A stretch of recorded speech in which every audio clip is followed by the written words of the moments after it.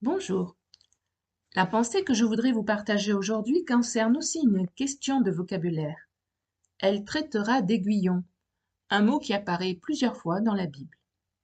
J'aimerais en particulier vous parler de ces versets 55 et 56 de 1 Corinthiens 15, très connus, et sur lesquels je crois qu'il est bon de revenir. Pour resituer ces versets, je précise que le chapitre traite de la résurrection. Je vais donc vous lire le paragraphe contenant ces versets. 1 Corinthiens 15, versets 54 à 57. Lorsque ce corps corruptible aura revêtu l'incorruptibilité, et que ce corps mortel aura revêtu l'immortalité, alors s'accomplira la parole qui est écrite. La mort a été engloutie dans la victoire. Ô mort, où est ta victoire? Ô mort, où est ton aiguillon? L'aiguillon de la mort, c'est le péché, et la puissance du péché, c'est la loi. Mais grâce soit rendue à Dieu, qui nous donne la victoire par notre Seigneur Jésus-Christ. Plusieurs passages bibliques donc parlent d'aiguillon. Cet outil faisait autrefois partie des instruments utilisés par les agriculteurs pour diriger leurs bœufs là où ils le désiraient et les forcer ainsi à accomplir le travail voulu. Il s'agit d'un solide bâton avec une pointe en métal. Avec cette énorme aiguille, on piquait les bêtes de somme et on les stimulait ainsi à avancer, à tirer la charrue, à changer de direction. Voyons ensemble les autres versets bibliques qui parlent d'aiguillon et ce qu'ils peuvent nous apprendre. Juge 3, verset 31. Après lui, il y eut Shamgar, fils d'Anath. Il battit 600 hommes des Philistins avec un aiguillon à bœuf, et lui aussi fut un libérateur d'Israël. Ce juge se servit de cet outil comme d'une arme, afin de combattre les ennemis opprimant Israël. Nombre 33, verset 55. Mais si vous ne chassez pas devant vous les habitants du pays, ceux d'entre eux que vous laisserez seront comme des épines dans vos yeux et des aiguillons dans vos côtés. Ils seront vos ennemis dans le pays où vous allez vous établir. Les Cananéens, condamnés par Dieu pour leurs péchés, deviendront des sujets de tourment pour Israël si ce dernier ne les élimine pas comme Dieu le lui demande, mais les épargne et les laisse vivre parmi eux. En effet, Israël subira leur influence païenne néfaste, se laissant conduire par eux dans le péché, et en souffriront, subissant les conséquences de leur égarement loin de Dieu. 1 Samuel 13, versets 20 à 22. Et chaque homme en Israël descendait chez les Philistins pour aiguiser son soc, son oyo, sa hache et sa bêche, quand le tranchant des bêches, des oyos, des tridents et des haches était émoussé, et pour redresser les aiguillons. Il arriva qu'au jour du combat, il ne se trouvait ni épée ni lance entre les mains de tout le peuple qui était avec Saül et Jonathan. Il ne s'en trouvait qu'auprès de Saül et de Jonathan son fils. Les Philistins, avec ruse, se sont arrangés pour désarmer la population d'Israël, en ne laissant aucun forgeron exercer dans le pays. Les armes et tout ce qui pourrait être utilisé comme tel, bêches, oyaux, tridents, haches et même les aiguillons, finirent par ne plus servir à rien puisqu'ils s'émoussèrent avec l'usage.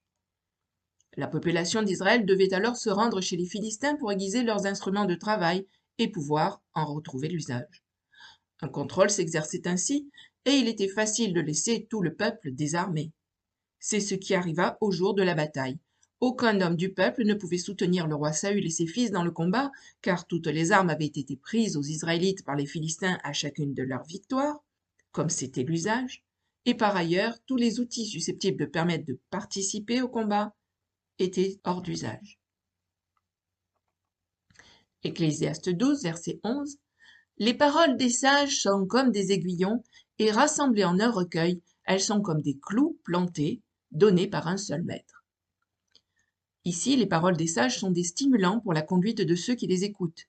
S'ils en tiennent compte et savent les retenir, elles seront une aide précieuse à l'heure de la décision. Elles permettront de bâtir une vie solide, édifiée avec sagesse, dans la voie droite. Acte 9, verset 5. Il répondit, « Qui es-tu, Seigneur ?» Et le Seigneur dit, « Je suis Jésus que tu persécutes. Il te serait dur de régimber contre les aiguillons. » Paul rapporte aussi cet échange en Acte 26, verset 14. Jésus, apparaissant à Saul de Tarse, met en évidence son égarement lorsqu'il a persécuté les chrétiens. En quelques mots, il fait réaliser à Paul que s'en prendre à l'Église, le corps de Christ dont il est la tête, revient à s'en prendre à Christ lui-même, ou encore que porter la main sur l'Église, l'épouse spirituelle, revient à porter atteinte à l'époux divin. Il est temps que Saul de Tarse, celui qui croyait servir Dieu de tout son cœur en persécutant les chrétiens, comprenne son erreur, se repente et change totalement de conduite, devenant ainsi Paul, l'apôtre de Christ, pour répandre la bonne nouvelle de la venue du Messie et du salut par sa mort substitutive.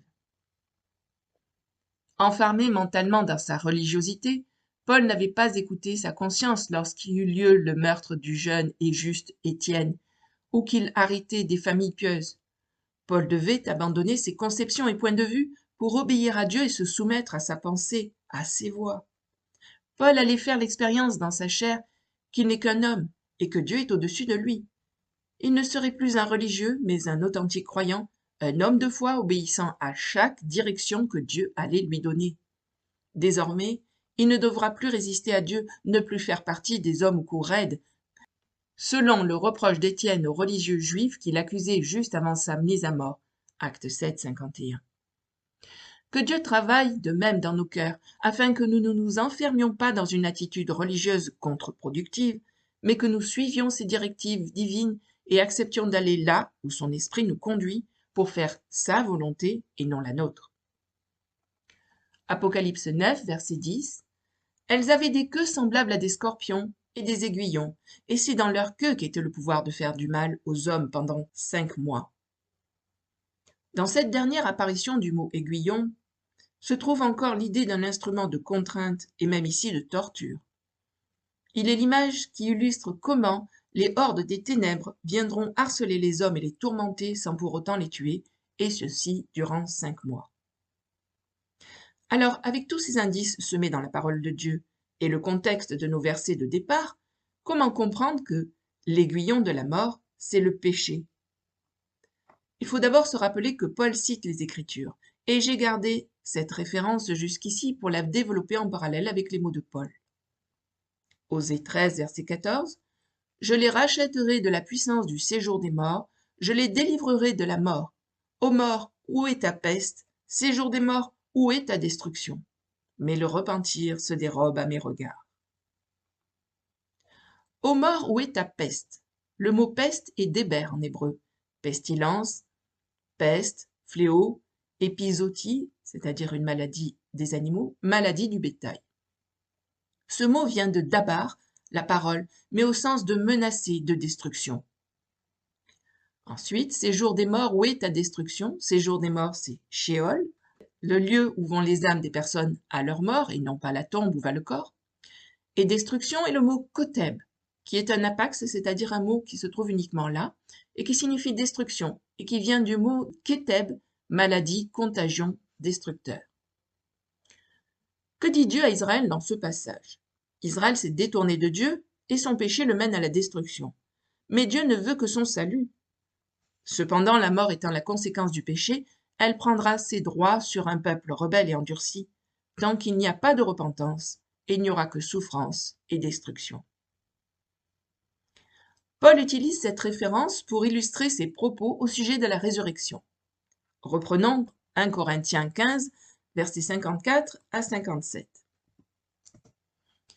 Lorsque ce corps corruptible aura revêtu l'incorruptibilité, et que ce corps mortel aura revêtu l'immortalité, alors s'accomplira la parole qui est écrite, la mort a été engloutie dans la victoire.